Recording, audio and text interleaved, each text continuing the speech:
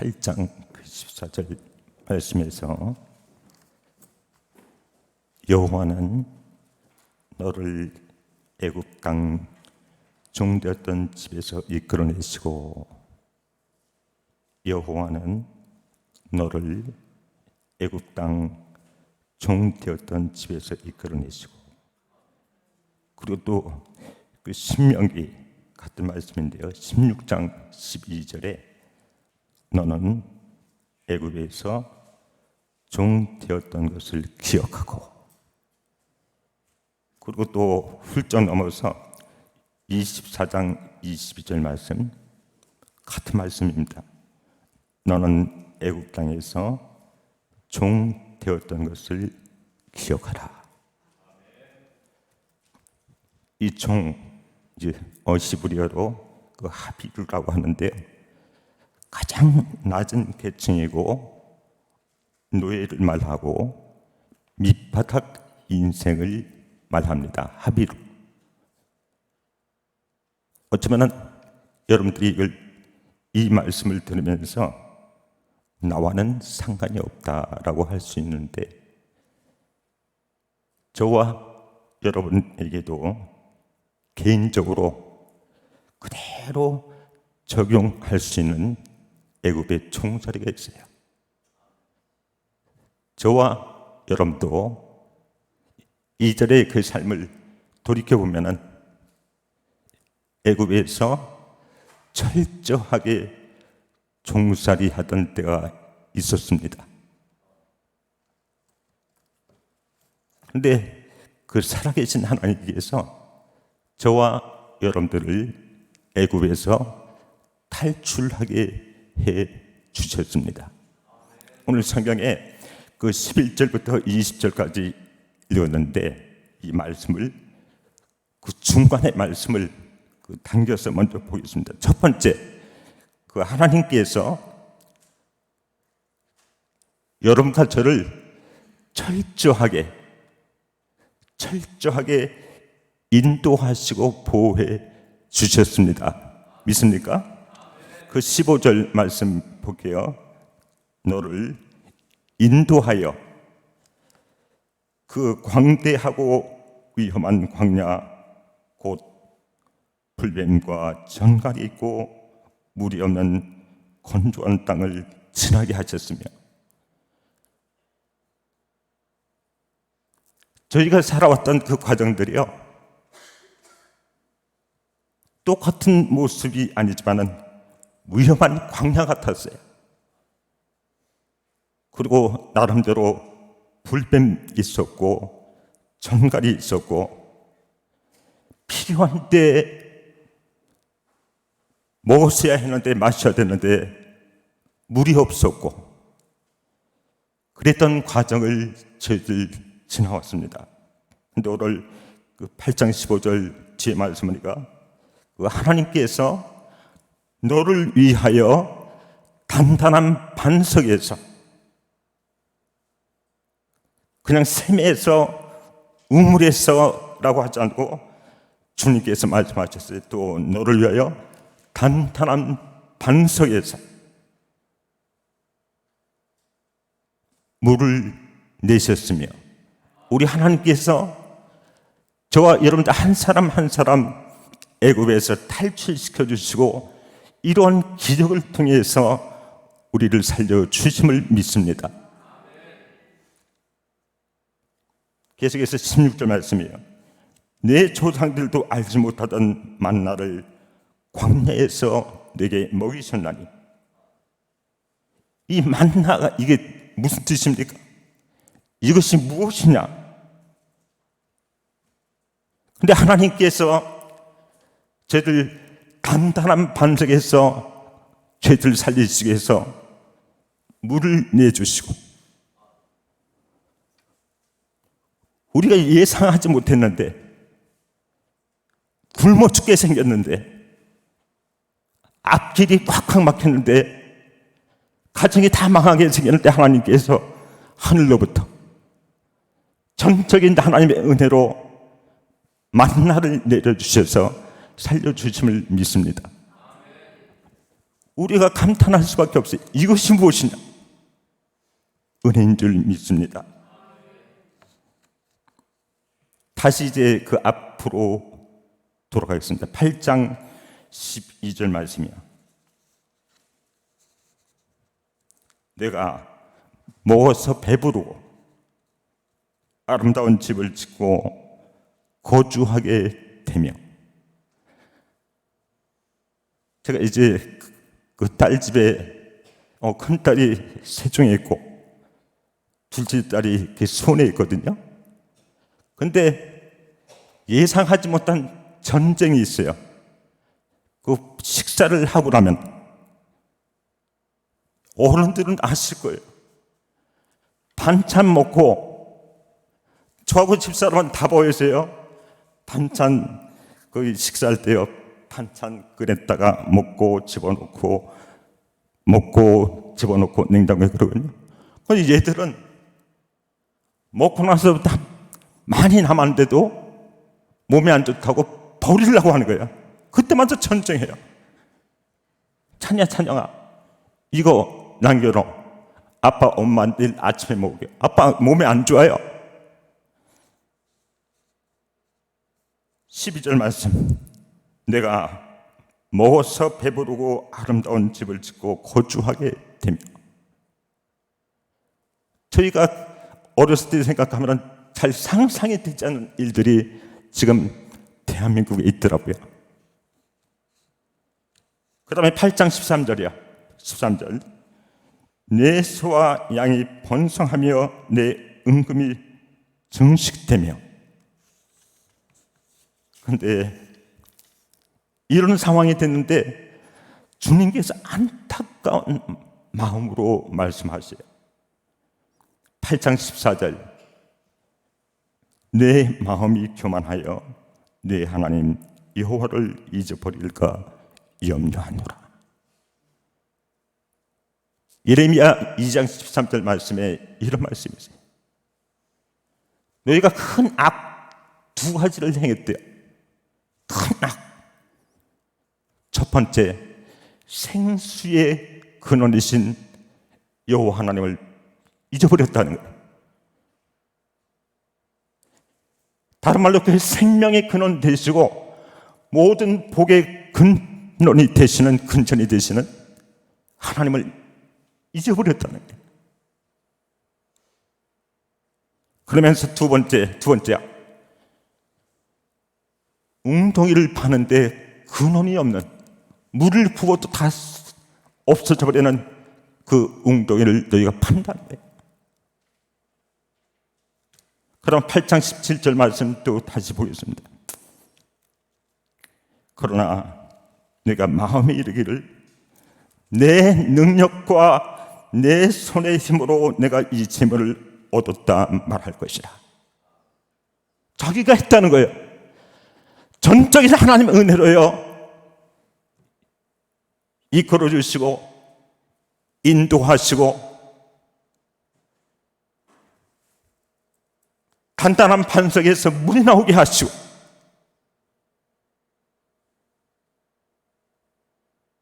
만나를 통해서 살려주셨던 그 역사가 있었는데 이거 다 잊어버리고 자기가 했다는 거예요.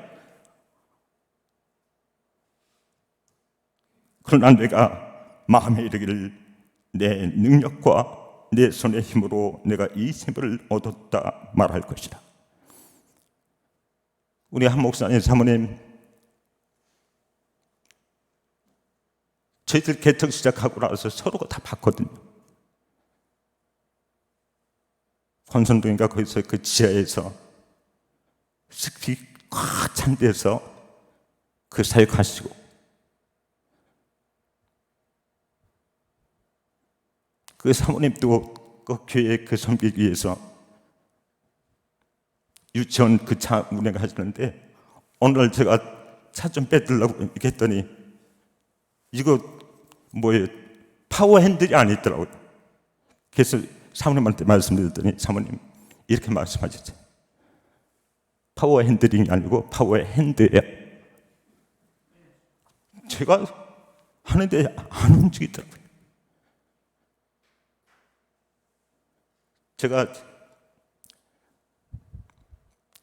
지난주에 노한호 목사님 그 창원의 기쁨의 교회에 설교하고 왔거든요. 근데 그 목사님 교회 참 건축 잘했더라고요. 너무 아름다워요. 근데 저는 그 옛날에 사건이 기억이 났어요. 노한호 목사님 결혼식 할 때요, 저하고 함성문 목사님하고 같이 축가를 불러드렸거든요. 그리고 결혼식 끝나고 나서 중국집 가가지고 점심 먹는데 짜장면 먹었어요. 짜장면. 그래서 그 한 목사님하고 짜장면 같이 먹고 있는데 노한호 목사님이 문 열고 탁 들어와서 한 소리가, 야, 너네들 곱빼기 먹으면 죽을 줄 알아. 굉장히 없었어요. 가난했어요.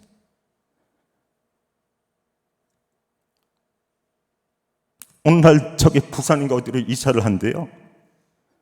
그래서 그 친구들이 같이 가서 짐을 다 날려줬어요. 그 짐도 많지 않더라고요. 용달차 하나 불러가지고 그 짐을 다 실었어요. 그 저희들은 그 일했으면 짐은 많지 않지만 옮겼으니까 점심이라도 사줄 줄 알았죠. 그랬더니 노 목사님 그냥 탁 타면서, 야, 점심 사줄 돈이 없어. 너희들 알아서 먹어. 나중에 갚을게. 그랬더니 실제로 나중에 제 선교사 하는데 거기다가 미션 센터 그 건축해 주더라니까요. 그랬었어요. 그냥 저희들 그 용서해 주세요. 째지게 가난하고 정말 너무 힘들었는데 하나님께서요, 필요할 때마다 반석에서 물을 허락하시고, 필요할 때마다 우리가 심지 않았는데, 한탄하고 있었는데, 좌절하고 있었는데, 그때마다 하나님께서 하늘문을 열어주시고 만나를 주시고, 말이 이게 무엇이냐 하는데 이게 뭐야? 이야, 이거 하나님 은혜 아닙니까? 그랬었단 말이에요. 근데 주님께서 말씀하시죠. 내가 마음에 이르기를 내 능력과 내 손의 힘으로 내가 이 재물을 얻었다 말할 것이라. 그러지 마세요. 우리 이 자리에 같이 고백했습니다. 하나님, 같이 해보세요. 하나님께서 전적으로 다 해주셨습니다. 그렇게 말씀하셔야 돼요. 잠자다가요, 꿈에서라도 그렇게 고백을 하셔야 된다니까요. 하나님, 저희들이 자녀들한테 해준 게 없어요? 하나님께서 키워주셨네요. 하나님께서 이 가정을 세워주셨네요. 이렇게 고백하셔야 된다니까요. 그런데 이게 뭡니까? 내가 내 힘으로, 내 손으로, 내 지혜로 했다. 그런다는 말이에요. 8장 8절 말씀 보겠습니다. 8장 19절 말씀 먼저 볼까요? 내가 만일 내 하나님 여호와를 잊어버리고 다른 신들을 따라 그들을 섬기며 그들에게 절하며.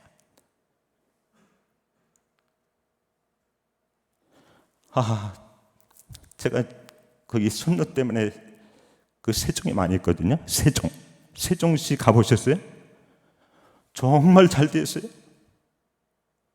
정말 살만해요. 그런데요, 예수님 믿는 사람들, 성도들 만나기 쉽지 않더라고요. 제가 이 자리에 말씀드렸나 모르겠는데, 저희 그 손녀가 오더니 그래요. 할아버지, 저 유치원에 그 태범이라고 하는 남자가 있는데 사랑한대요. 그래서 결혼할 거래요. 근데 어느 날 저하고 집사람이 데리러 갔더니 태범이라고 하는 애 걔인 것 같아요. 근데 갔더니 우리 손녀가 가서 확 껴안더라고요. 할아버지, 얘예요. 결혼할 거래, 커서. 그래서 제가 데리고 오면서 물어봤어요, 제일 먼저. 걔 교회 다니니? 그랬더니 손녀가 교회 다닌대요. 그래서 나중에 깊이 얘기하다 보니까 뻥이 돼요. 그 유치원 애들도 믿음의 사람들 만나기 쉽지 않더라고요. 네 번째로 하나님의 견고 한번 듣겠습니다. 8장 18절 말씀. 네 하나님 여호와를 기억하라. 그가 내게 짐을 얻을 능력을 주심이라. 아멘. 짐을 얻을 수 있는 능력도 주시고요. 저는 이게 목회하면서도 봤어요. 열심히 심어가지고 이제 먹을만 하니까 못 먹고 가는 사람도 봤어요. 근데 하나님께서 재물 얻을 능력도 주시고 누리시고도 해주신 거 주님의 복인 줄 믿습니다. 8장 20절 말씀. 이거 듣기 싫은 말씀이죠. 그 하나님 잊어버림. 너희가 반드시 멸망할 것이라. 8장 20절 말씀. 너희도 멸망하리라. 제가 잘 아는 교회 집사님 한 분 계셨는데 그분 그 간증 들었더니 어렸을 때요 큰 병이 걸려가지고 아주 집안에서 난리가 났어요.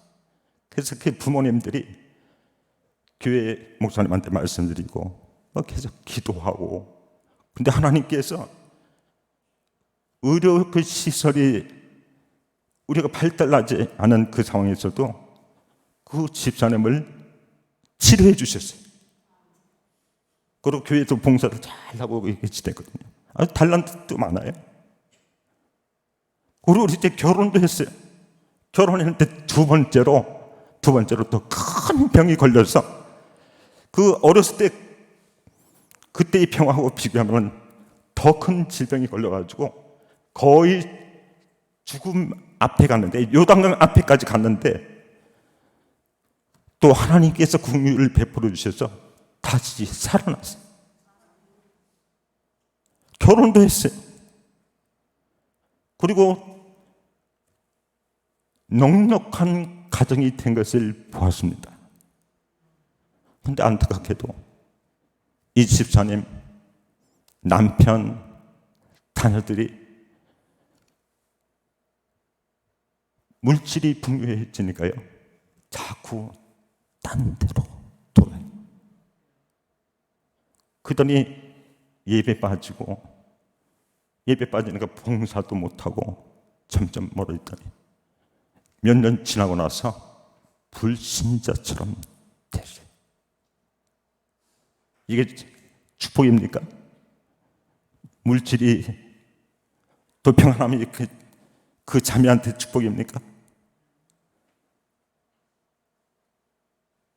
재앙처럼 되었어요. 오늘 주님께서 말씀하신 여호와를 잊지 말라. 하나님을 잊지 말라. 이 모든 것이 내가 이루어진 것이야.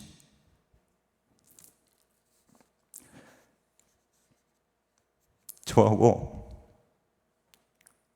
그 집사람하고 두 딸이요.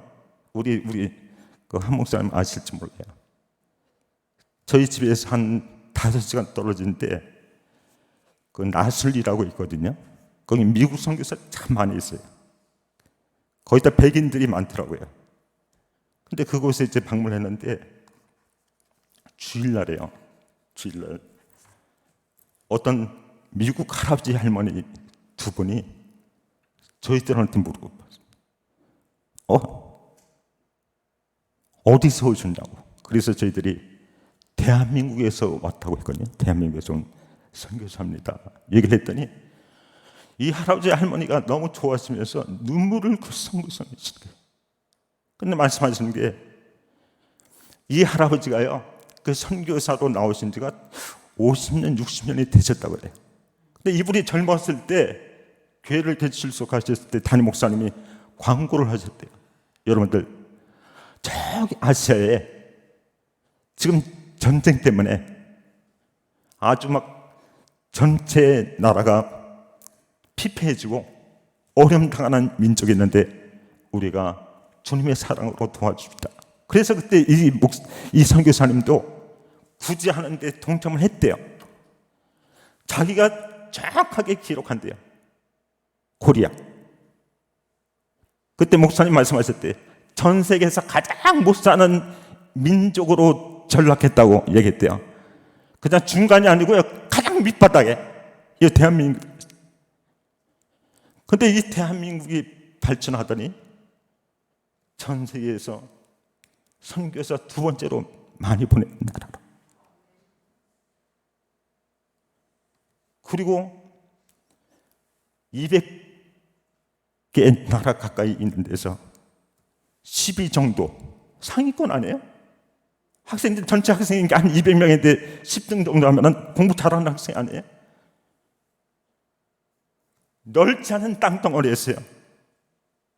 남북한이 지금 서로 맞서고 있는데 이 어려운 상황 속에서도요, 10위 정도의 성적을 하면서 다른 나라 구제해주고 선교사 보내주고 이런 나라가 대한민국인데요. 근데 주님께서 오늘 이 말씀에서 권면하실 줄 믿습니다. 대한민국아, 대한민국 교회야, 이 사실을 잊지 마라. 그 하나님의 전적인 은혜로 이 나라 부흥시켜 주시고 또 하나님께서 선교하게 해주실 줄 믿습니다. 우리 사모님 아까 기도해 주신데 제가 참, 하나님, 우리 대한민국에 경제적으로 일으켜 주신 하나님, 다시 한번 교회가, 다시 한번 기독교가 하나님의 성령의 역사를 통해서 부흥되게 해 주옵소서. 그래서 많은 사람들이 하나님의 전적인 은혜를 기억하면서 주님의 뜻에 순종하고 예배드리고 선교하고 전도하는 민족 되게 해 주옵소서. 다른 데 말씀이 있지만 제가 전도서 12장 13절하고 14절 결론의 말씀으로 읽겠습니다. 이래 결국을 다 들었으니 하나님을 경외하고 그의 명령들을 지킬지어다. 이것이 모든 사람의 본분입니다. 하나님은 모든 행위와 모든 은밀한 일을 선악간에 심판하시리라. 아멘. 기도하겠습니다.